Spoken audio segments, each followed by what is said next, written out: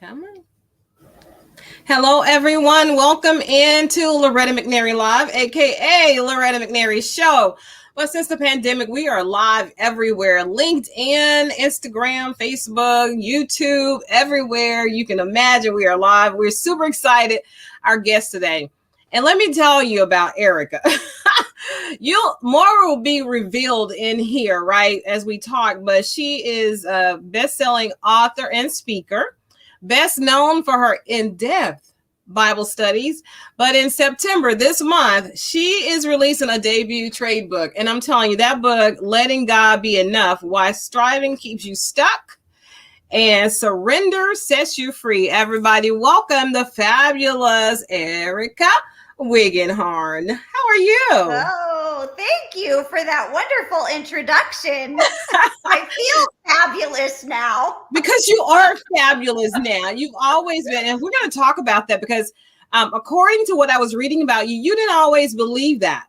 And so we're going to empower women and men today to believe that you really are fabulous because God made us all and he doesn't make junk, right? We've heard that a million times. So let's kind of get them familiar with you. So can you give us who you are and what are you doing now and why you're doing what you're doing? Yes. So my name is Erica Wiggenhorn. Hello, everybody out there. I am a wife of 25 plus years to my best friend, Jonathan. I am a mom to two teenagers. You all know how to pray for me now. Eliana is 17 and Nathan is 15. And I love, love, love the Word of God. And if you were to ask me what the passion of my life is, it is to get your face in the book and to convince you to live like it's true. So that is the passion of my life. And I write Bible studies to help people understand the Bible. Enjoy reading the Bible. I did not enjoy or understand the Bible for many years. And so that is a big passion of my life, is to help people do that more effectively and grow closer to their God who created them and who loves them and who 100% believes they are fabulous. And, I was so excited to meet you via your publisher.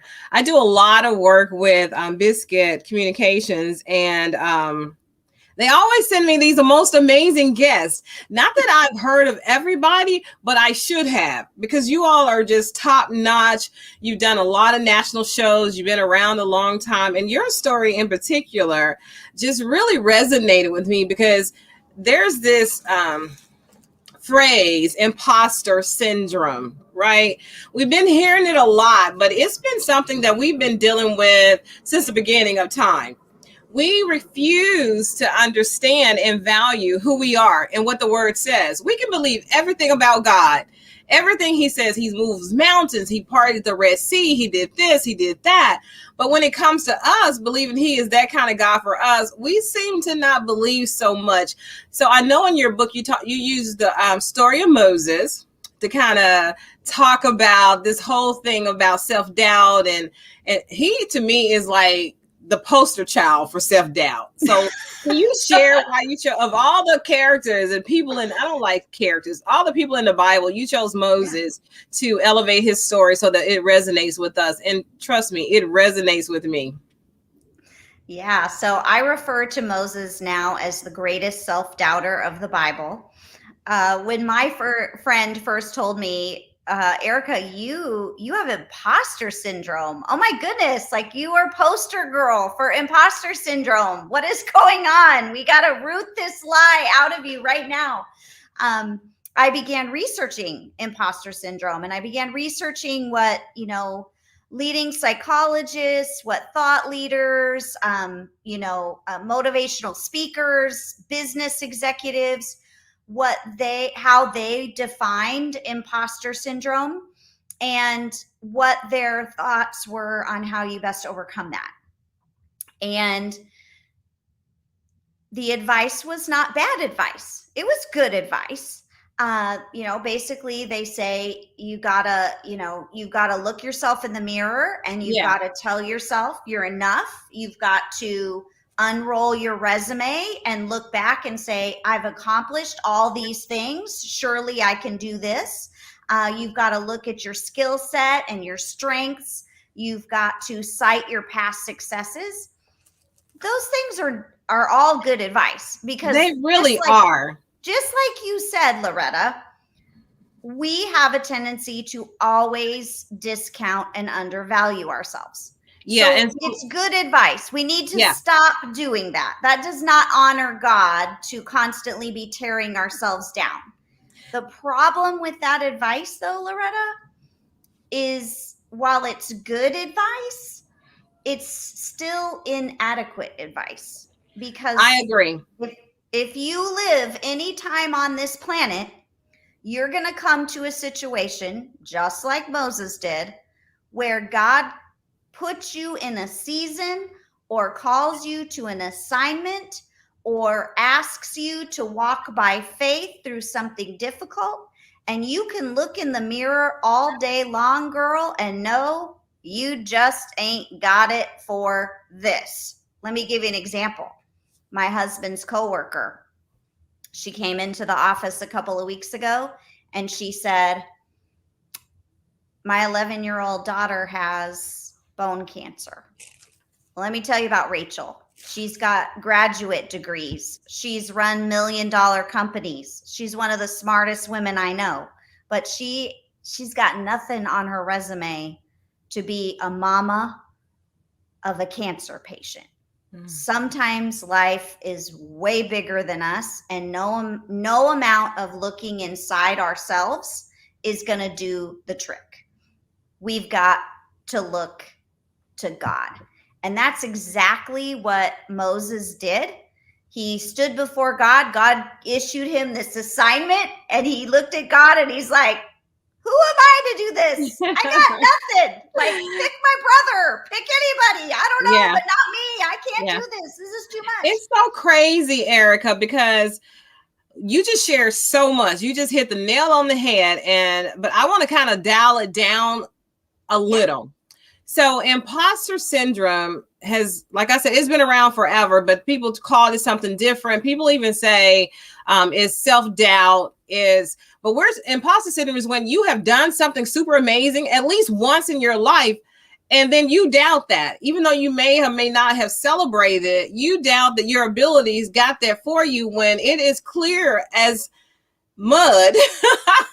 It is so clear that you actually accomplished something, but then you reach that accomplishment and now you're still doubting Susan. You're doubting everything you did. I'm really not that good. It was a fluke, or somebody else could have did it better than me. You got awards for it. People pat you on the back for it. They clap for you, but you still, is something inside of you that says, I'm not good enough.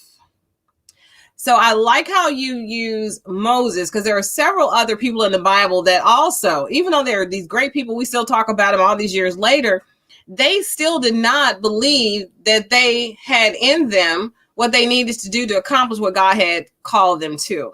So I wanted to slow it down just a little so people understand that. And it's not just, in the Bible days, in the Old Testament and the New Testament, it's in our lives every day. Oh, yeah. Have you, Erica, ever had the self-doubt? Because I know that's why it resonated with you, because you yourself, who has, Bibles, you're a Bible scholar, you taught Bible studies, you're a speaker, you traveled, you helped other people realize their value, but you were still struggling. Tell us about that. Yeah. So I would say I've always been a striver. That's just a big part of my personality. But what I came to realize is that I was doing all of that striving out of fear. And that is one of the biggest signs, really, of a fear of inadequacy or imposter syndrome, is you're continually operating out of this place of fear. So no matter what has happened in the past, no matter how successful maybe you've been in the past, you always have this fear that around the next corner, you're going to face failure. And so in my life, I struggled with people pleasing. I struggled with perfectionism. I felt like people only accepted me based upon my performance. All of those are symptoms of imposter syndrome or a fear of inadequacy. And the thing that makes it super tricky that people don't really want to talk about is the fact that, like, Christian culture really applauds that. Christian culture really applauds the woman who is doing 5,000 things and never says no to a need out there. And she is Debbie dependable and right there when there's a need. And, we look at those women and we're like, that girl's got it going on. Like, she loves Jesus. And so that was how people perceived me. And that was how I wanted to be perceived. But the problem is I wasn't doing it because I loved Jesus. I was doing it because I was too afraid to say no. And I was too afraid that if I didn't do it, people would look at me and judge me and criticize me and view me as not a good person or not a good friend or not a good Christian or whatever it may be. And so what begins to happen is we begin to isolate, and we don't tell anybody how we really are feeling about ourselves inside. And so we're kind of living this life out there for everybody to see. And it looks like we're thriving because we're doing all the things, right? But on the inside, we're growing resentful, we're growing more fearful, we're growing more bitter. We don't really have authentic relationships because we don't really let people in and talk about how we're truly feeling on the inside. And that's totally a ploy of the enemy on two fronts, right? Because the first front is good things become a bad thing when they take the place of the best thing. So yeah, I'm doing all these good things, but if I'm doing them out of fear rather than because this is what Jesus has called me to do, I don't have room in my life to do what Jesus has called me to do because I'm too afraid to tell this person over here, no, I can't do that for you because Jesus has called me to do this over here. So that becomes one thing that becomes, very, very not good.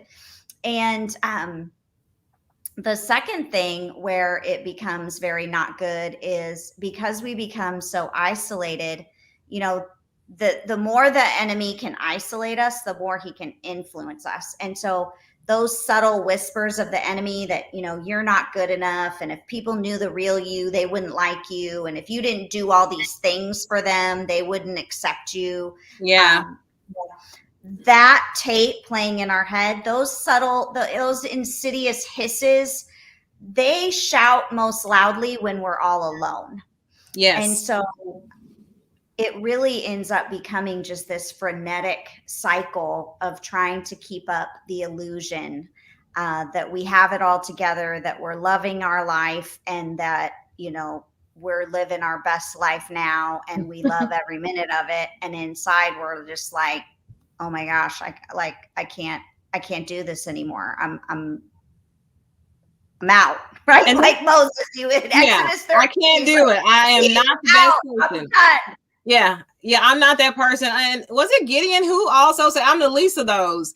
I'm the least of my family. I'm the least of my community. I'm the least of the least of the least in the least of the least. Absolutely. And so what the difference between somebody saying or just doubting their abilities, they haven't done anything, and self-doubt or low self-esteem and confidence. So these people actually think they're a fraud, that people are going to find out that was a one-timer. I'm really not that smart. And we discount ourselves when we, especially women, I don't find that men do this like we do, but we'll always discount a compliment. We'll belittle what somebody can say. Oh, you're so, she's no, even if on a dress.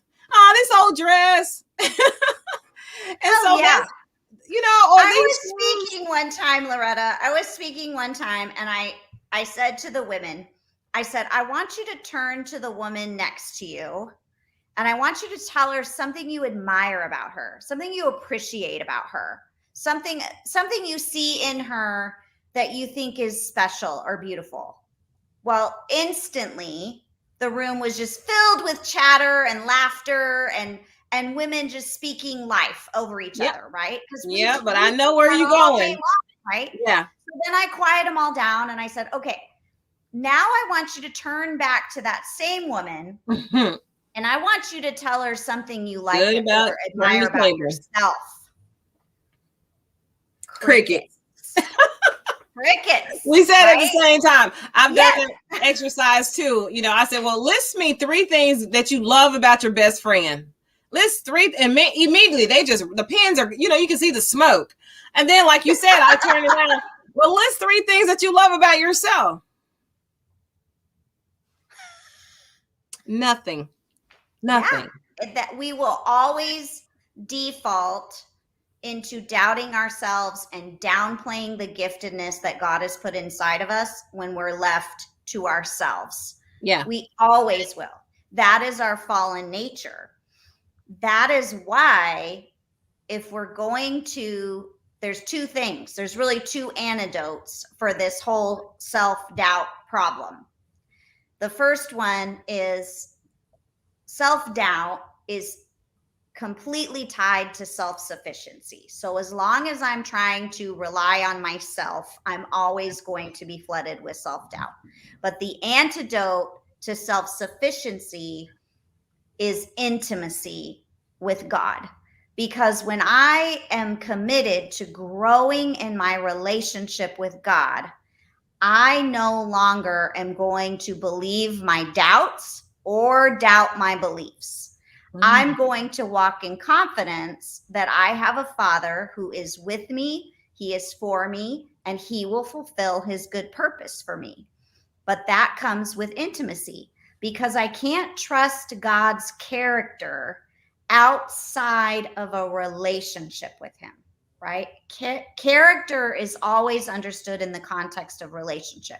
We have to know Him in order to trust His character. So that's the first step. And the other thing, Erica, is people don't want that relationship because they are, again, doubting that they're good enough to have a relationship with your creator. And so that keeps us from, you know, digging in closer to Him. But I can tell you this from a personal experience. When I said, well, Lord, who am I? And I said, I need to get to know Him more. And so when I started to get to know Him more, guess what happened? I got to know Loretta more and what His purpose and plans for me. And the more I got to know me and Him, I loved Him more, and I fall in love with Him more and more every day. So imposter syndrome or any self-doubting prevents you from the best life of your life, because you always, so you feel like you're never good enough, not even to do what you do that you're gifted at, and then not good enough to have a relationship with God. But the message of God is, if I can say nothing else, God is love. He is love. He can't do anything but love you. No matter how, you won't be that one person that's so bad that He can't love you. That has never happened. It will never happen. So now that we understand that we have this righteousness that Jesus imparted to us, that we have a right relationship with God just because He created us, just because He's God.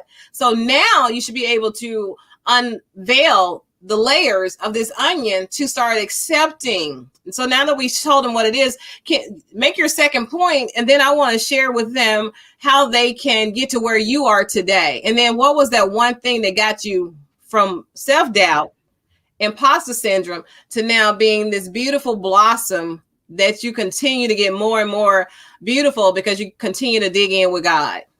Yeah. So like you mentioned, that first step is intimacy. It's growing in your relationship with God. And I get exactly what you're saying, because I struggled with that for years. And if anybody's out there listening today and you're like, that's me, I struggle, I don't know how to grow closer to God, head on over to my website. It's just ericawiggenhorn.com.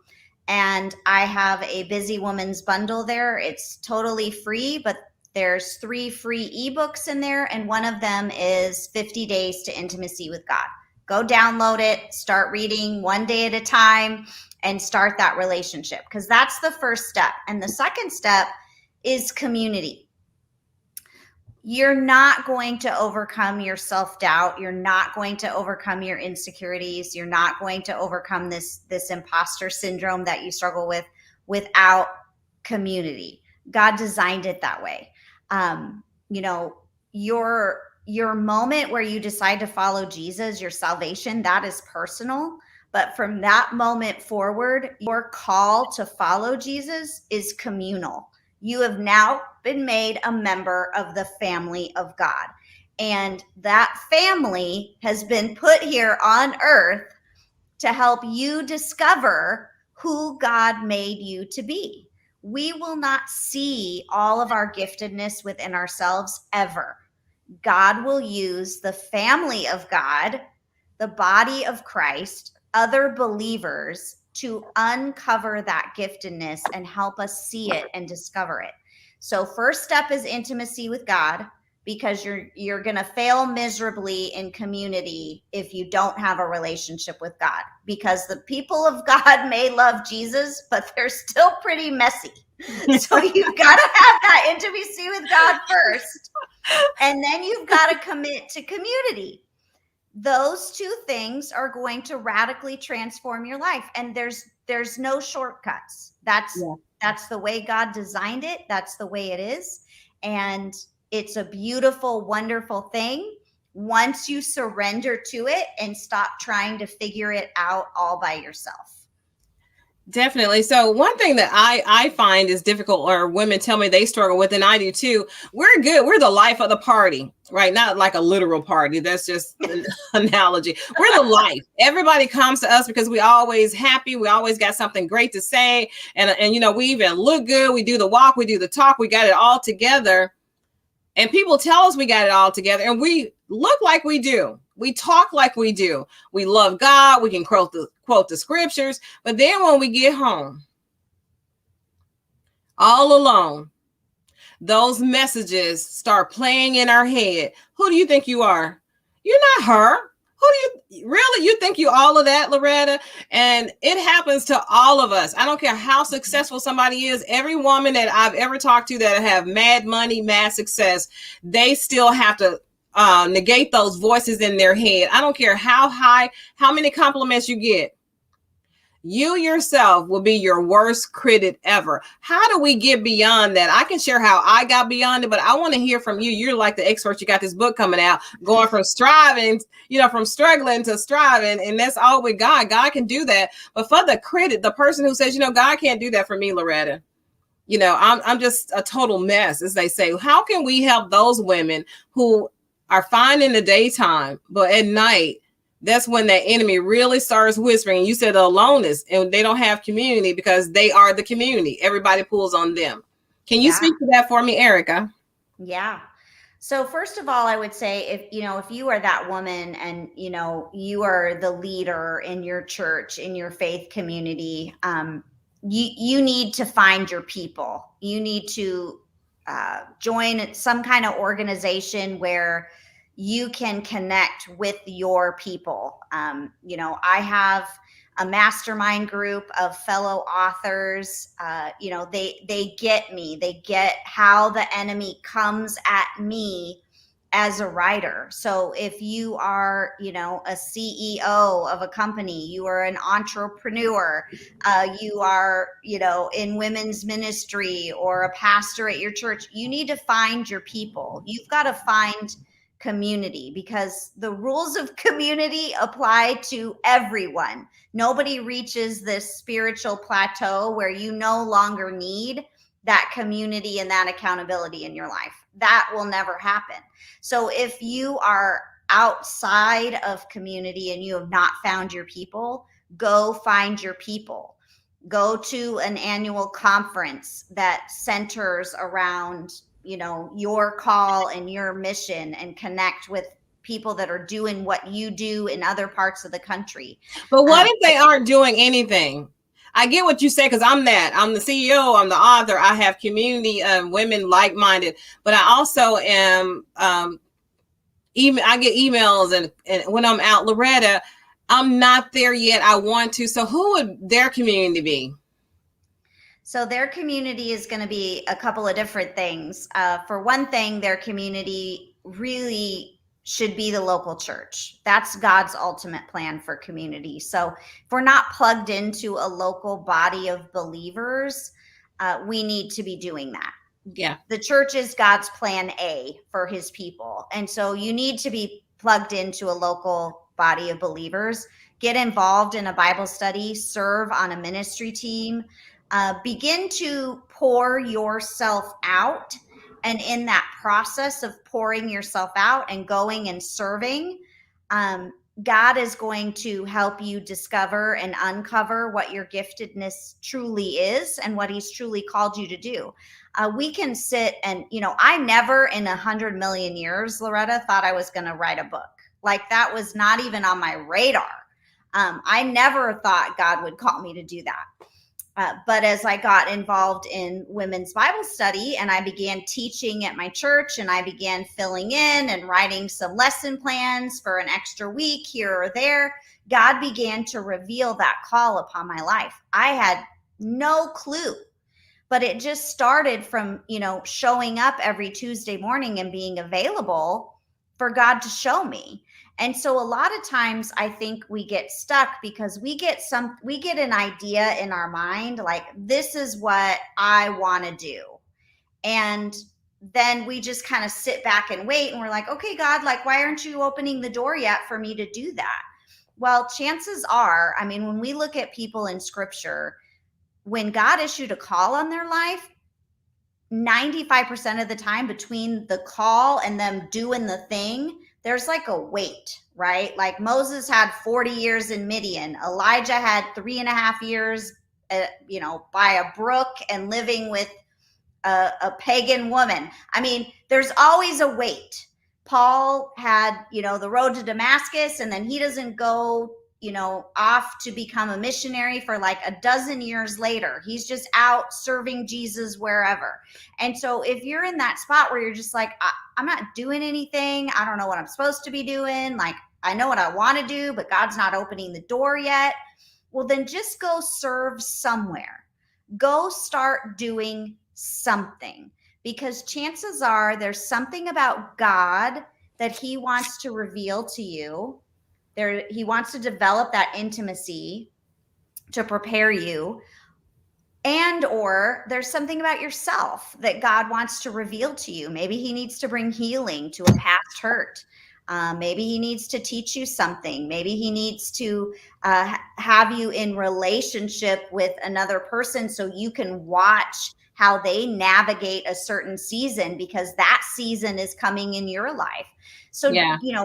God doesn't call us to just, sit back and fold our arms and say, well, God, until you open the door for me to do what I want to do, I'm not going to do anything. I'm not moving. And Erica, what happens, people think that a delay that he gives you the vision and a dream, and if it doesn't happen tomorrow, it wasn't God. Or if you struggle doing what you say God told you to do, then you start saying it wasn't God. But I tell people this, God is so smart. He will not, if he wanted you to stop, he will say stop. He will send you a sign. But until then, you keep moving toward it. Like you said, Moses waited 40 years. Everybody has to wait.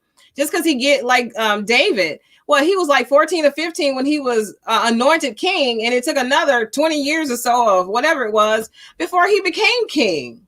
But he never stopped standing on what God said. In Joseph, he's a little kid. He knows you guys are going to bow down and worship me. I'm so good. I'm so kind. And you know what he had to go through to get to where he was meant to be, to get in place. So please, ladies and gentlemen, please don't get discouraged because it becomes difficult and it becomes to you a delay. Right. Well, and the thing too, it's like, you know what? There's always going to be every time we're moving forward, we're always facing resistance. That's what moving forward is. When you're moving forward, you're going to face obstacles. You're going to face resistance. You're pushing against the wind. That's what progress looks like. And the thing of it is, whatever God calls us to, right? We're told in scripture, God, beyond what we could think, ask, or imagine, right? God calls us to big things because he's a big God. Yeah. And if we could see it all mapped out before us and we could wrap our mind around everything that God was doing at all times with our little human brain, that's not a very big God, is it? No. God is entirely other. He is doing things beyond what we could think, ask, or imagine. And what I tell people all the time, it's like, just because you cannot see where God is going does not mean he has stopped leading. He is leading you every moment. And we get hyper focused on the one thing that we want to see God doing. God, I want you to do this, right? Yeah. And because we get so hyper focused on that one thing, we fail to see the 10,000 things that God is doing around us. Absolutely.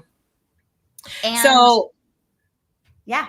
So that is such a great point, because we get because we have our idea and vision of how it's supposed to look, and then there's God's idea of how it's going to look. And I love how you said when you're moving forward, because you are moving, and because of gravity and all this other stuff, if people want to get technical with it, anytime you're moving, there's always gravity, there's always wind, there's always going to be some resistance. The only time you're not going to feel resistance is if you're standing still, if you're sitting still doing nothing.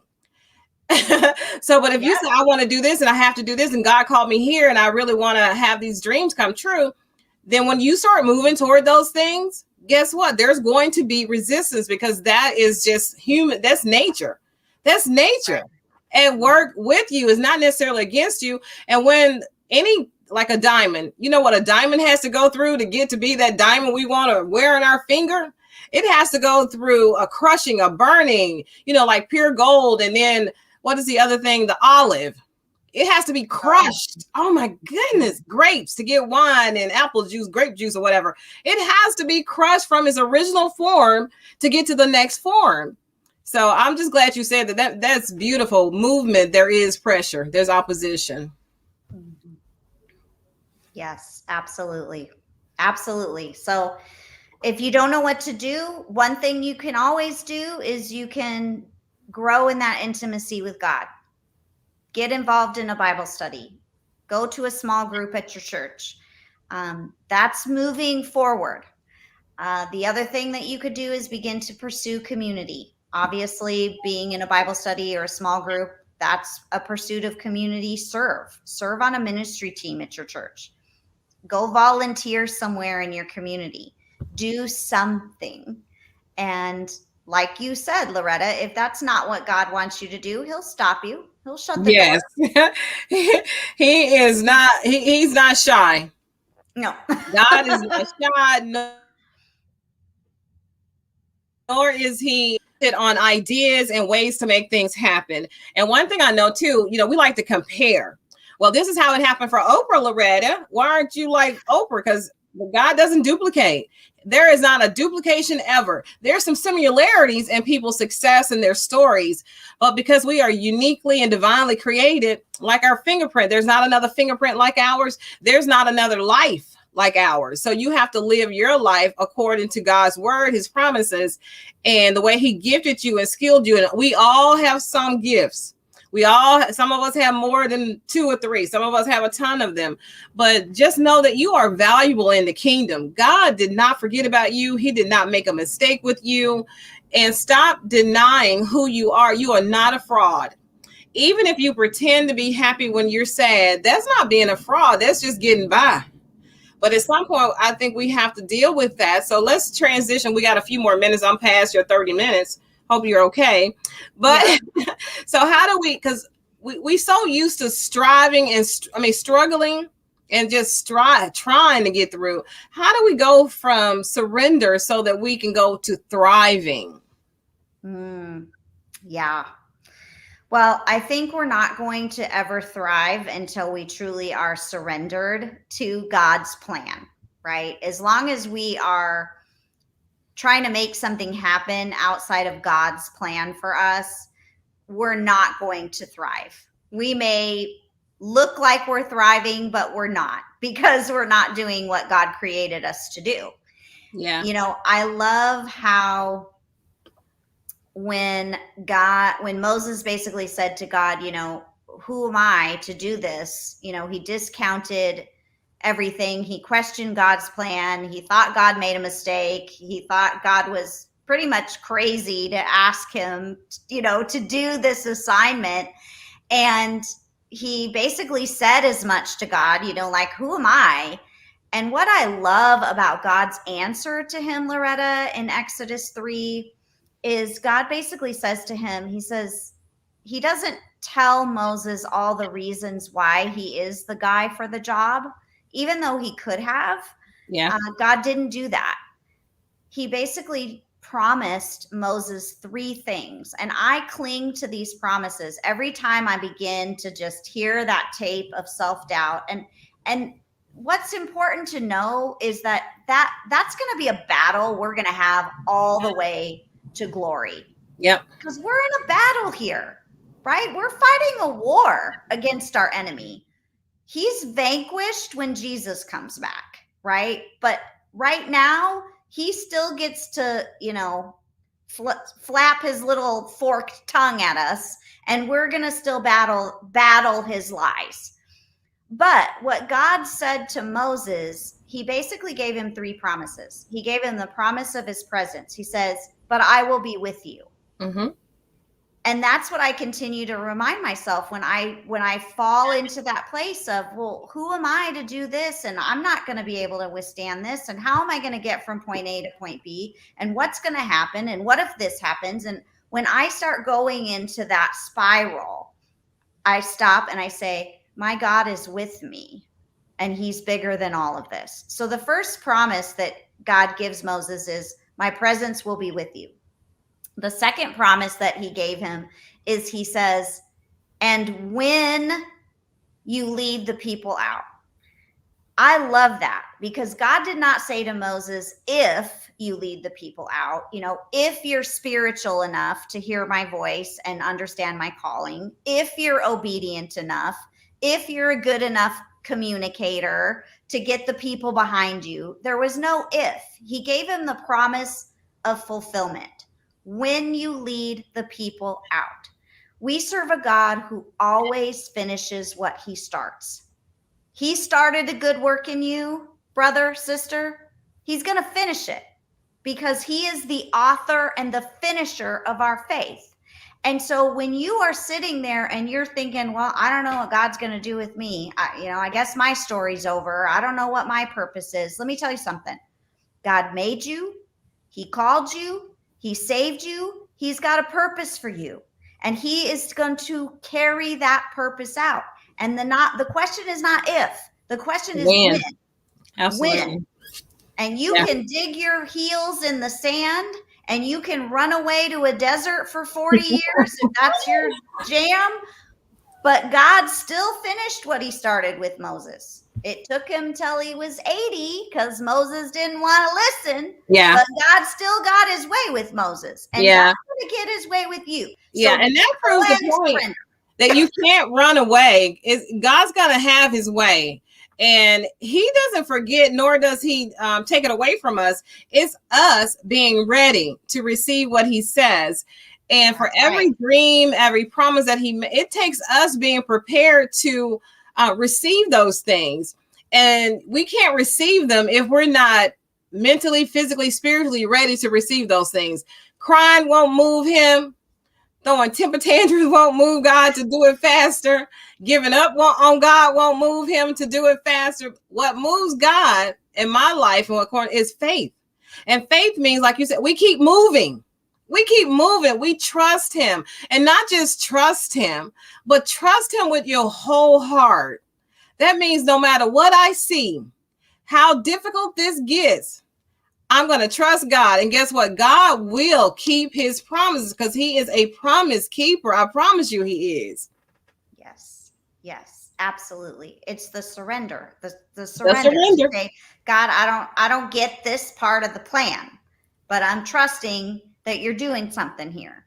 Yeah. And so the last part that he promises Moses, which is just I love this part the most of all, is he promises him intimacy. Yeah. He says, when you lead the people out, you will worship me on this mountain. And basically what God is saying in that Hebrew expression is he's saying, listen, you're going to witness my wonders, Moses, and you're going to understand not only the greatness of my capabilities, but the kindness of my character. You're going to experience an intimacy with me that you would not experience if you refused to follow me in this path. Right. And that, I love that. I don't want to miss out on the glory of God, right? Like, okay, God, I don't know where we're going. I don't know how long it's going to take to get there. I know. I don't know why we're going there, but I want to go because I want to witness your wonders. Right. And I want to experience for the doubting Thomas is just keep on saying, just keep trusting him and see if you're going to find a mistake or a promise that he's not going to keep. So whatever your motivation is to keep going, if you want to prove him wrong, if you want to just say, I know God's going to do this, or you doubt it, I said, just humor me, trust him, just try it. And I promise you, he is going to fulfill his promises. He's going to do exactly what he said. And you're going to say it took all of a sudden, it's going to be a suddenly, although you've been waiting 15 years, but you weren't that person. And Erica, let me share this. And I promise you, we're going to do 4 more minutes. I got some strong sisters on here too. Melinda Emerson. Hey, Melinda.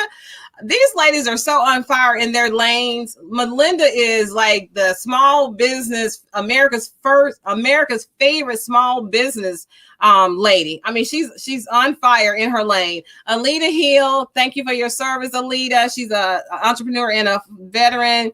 Jada Shipp. Oh my goodness, Jada is one of these on fire for God women who inspires and uplifts other women. I can't see everybody, but I want to tell you, and Marsha Claiborne, oh my goodness, she sings. She's an amazing wife, mother. I can't see everybody, and I hate to start calling people out, but I know these people personally, and I love them. So the thing is, the imposter syndrome, and then people talk about identity theft. What God told me, as I was in my prayer time the other morning, in my spirit, I feel like I heard the Spirit say, once you talk about imposter syndrome, also tell them about identity theft. Not that somebody else took your identity, but you are denying your own identity, who I created you to be, to make this fraud of a person. And then you get mad because I won't bless that fraud of a person, because God only deals with masterpieces and what he created us to be. So the blessings that you think should be chasing you down, they're not going to chase you down until you become who God saw when he made you before you were in your mom's womb. So don't just think imposter syndrome that, we deal with internally and externally. Think about what we do to ourselves. When we deny who we are, then we're saying, God, you made a mistake with me. I'm that one mistake you made. But I want people to get your book. So tell us how we can get your book. And you got to come back on, Erica. I think we do good together. We're going to get you back on. All right. I love it. So the book is Letting God Be Enough, Why Striving Keeps You Stuck and How Surrender Sets You Free. If you have a local Christian bookstore in your community, please support your local Christian bookstore. We need to support our local family of believers trying to get good products into our hands. If you don't, you can get it at Barnes & Noble. Obviously, you can order it on Amazon, Christian Discount Book, Books A Million. Pretty much, you can find it pretty much anywhere.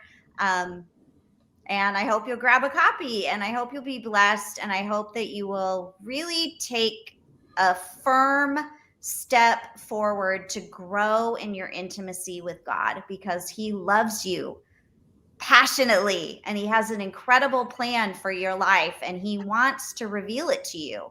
Yes.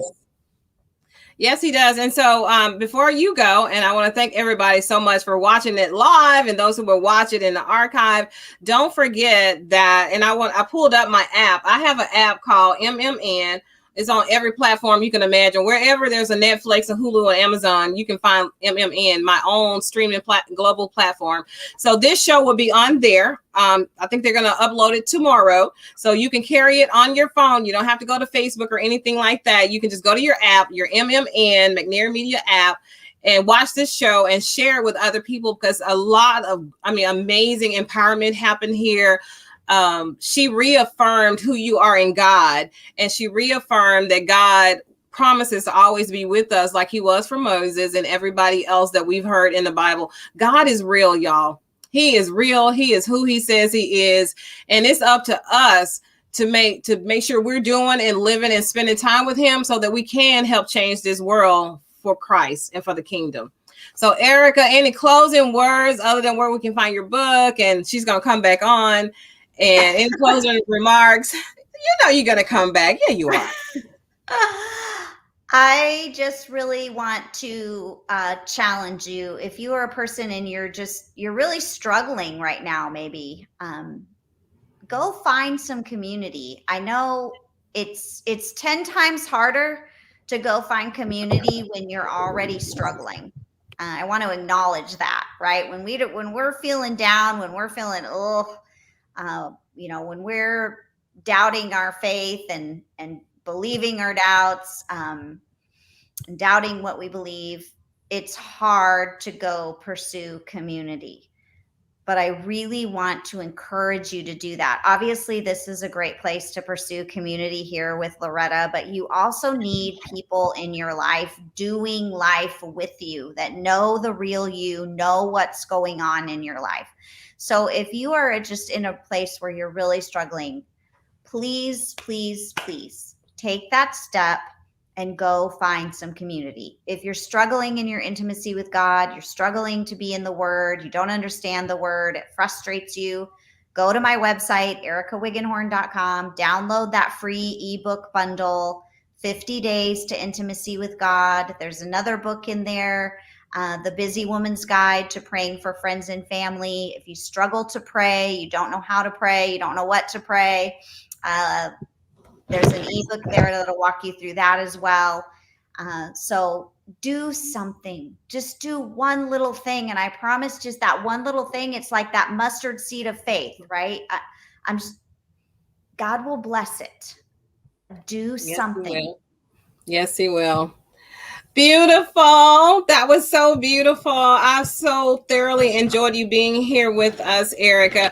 I can't wait to read your book and go on your website and download those free resources that's going to help me with my time to grow closer with God and spend some intimate time with him, so that I can be more equipped to go out every day and make a difference in somebody's life. And I'm not going out stressed and feeling doubtful and feeling like a fraud. I will remember who he created me to be, and I will help build the kingdom until Jesus come back for us. So in closing, everybody, think positive, dream big dreams, help someone along the way, and I'll see you the very next time. Bye-bye, everybody.